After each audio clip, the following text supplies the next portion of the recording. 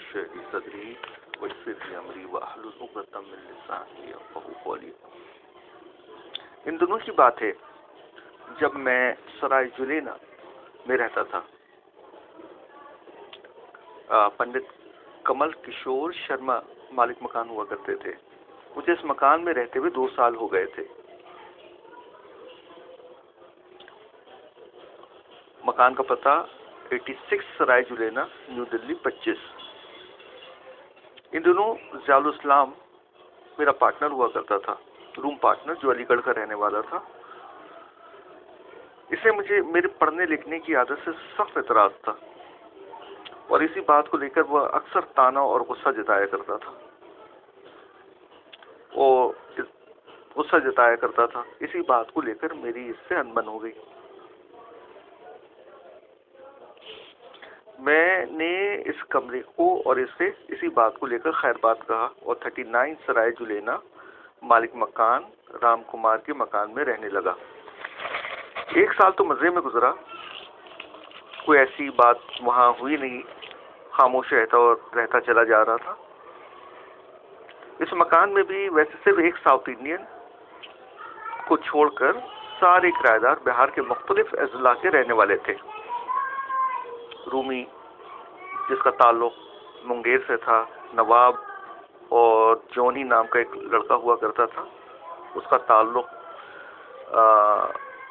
ताल्लुक जो है देवघर, बिहार के देवघर से था। एक इम्तियाज नाम का लड़का हुआ करता था जिसका ताल्लुक पटने से था, जो टूरिस्ट गाइड का काम किया करता था। नवाब किसी कंपनी में, OLG कंपनी में सेल्समैन था। रूमी जामिया में पढ़ता था, उसका जामिया का स्टूडेंट था। इनका कमरा जो था मेरे मगरिब में था, बरामदे में खुलता था। मेरा कमरा भी बरामदे में खुलता था, मगरिब में था। और मशरिक में दिलशाद, इरशाद, शकील और इस तरह के और भी नाम है जो मुझे अभी ठीक से याद नहीं है इस वक्त। वो रहा करते थे। उनका ताल्लुक बिहार के गोपालगंज और सीवान से था। और भी पीछे की तरफ जितने भी किराएदार थे सब बिहारी के थे, सिवाय एक साउथ इंडियन को छोड़कर। छत पर एक रियाज नाम का शख्स रहता था जिसका ताल्लुक भी गोपालगंज से था। वो मैन पावर वगैरह का काम करता था, मोटा सा था। सामने वाले मकान में हमारे कमरे का जो सामने का जो पोर्शन था वो पूरा एक लंबा सा बरामदा, और सारे मतलब वो 3 कमरे उधर ही खुलते थे। मेरा कमरा 2 तरफ खुलता था, एक पीछे की तरफ और एक बरामदे की तरफ। 2 दरवाजे थे मेरे कमरे में जी। सामने के मकान जो था वो एक प्रेमी नाम का वहाँ का लोकल ही है, बहुत मशहूर शख्स है और दबदबे वाला है। उसके मकान में तीसरी मंजिल पे 8-9 लड़के रहते थे, सब बहुत ही ज़्यादा मतलब एक्सट्रोवर्ट टाइप के, बहुत ही बेबाक और इस तरह के थे। चुटिया, इसमें से एक तो चुटिया भी रखता था। बड़े बदमाश टाइप के थे वो भी। और वो तीसरी मंजिल पे रहते थे। उनके कमरे में भी 2 तरफ बरामदे थे बड़े बड़े, मतलब वो आप दूर से देखेंगे तो बरामदे वाला मकान दिखेगा चारों। मेरा मकान भी बरामदे वाला, उसका मकान भी बरामदे वाला। वो सामने रहते ना बरामदे और उसके बरामदे। तो यहाँ से सारी जितने बिहार के लड़के हैं हमारे बरामदे से, सब उससे बातें क्रॉस टॉक किया करते थे।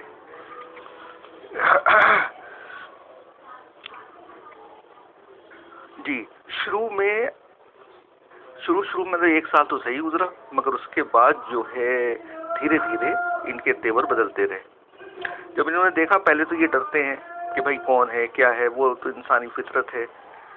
जब ये 1 साल हुआ तो इन्होंने धीरे धीरे मुझे समझ लिया कि मैं किस तरह का इंसान हूँ। एक तो मेरे अंदर जो सादगी है, बातचीत में, रहन सहन में, खाने पीने में, और इस तरह से ये देखा कि हमारे यहाँ कोई आना जाता नहीं है। जिस तरह इन लोगों का ग्रुप का चक्कर होता है, लोगों का तांता बंधा होता है, कभी 10 आ रहे हैं, 20 आ रहे हैं, साथ मिलकर चलते हैं 10-10-15 के झुंडों में। इस तरह से पूरा तो कबीला सिस्टम है बिहार का, आप जानते ही हैं क्या हिसाब है। और ये देखते कि अकेला रहता है ना, या बहुत ही शाज़ो नादिर कोई आता है। कोई आता भी तो वो भी सीधा साधे टाइप का, जिसको ये कहेंगे चूतिया सा, जिसे जेंटलमैन को ये चूतिया समझते आता है, और इस तरह से।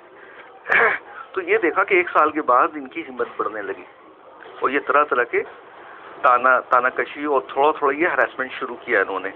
हरासमेंट की जो शुरुआत हुई, ये मुझे जहाँ तक याद है कि सबसे पहले लफ्ज़ जो मैंने सुना वो रूमी नाम का लड़का, छोटे कद का था, उसका ताल्लुक मुंगेर से था।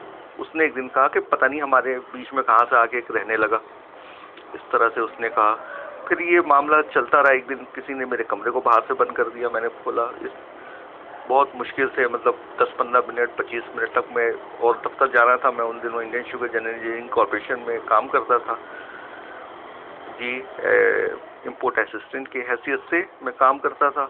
और मैं दरवाज़ा खटकाना, कोई खोलता नहीं, आखिर में कोई खोलकर भागा। मैं निकला तो मुझे बहुत गुस्सा आया। तो फिर मैं जब दोबारा कमरे पर लौटा तो देखा कि मेरे बाहर चप्पल मैं रखता था, चप्पल सामने वाली छत में फेंका है। मेरे पास एक लोटा था, दूसरे दिन देखा वो लोटा दूसरी छत पे फेंका हुआ है। कभी कपड़ा गायब हो जाता है, कभी कुछ हो रहा है, कभी कुछ हो रहा है। इस तरह से शुरुआत, पहले तो मतलब ये पिकअप होता गया।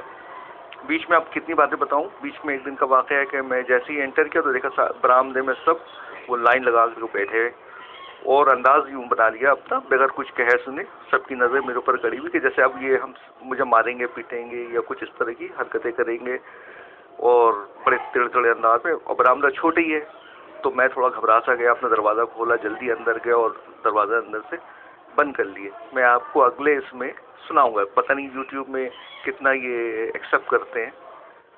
Thank you.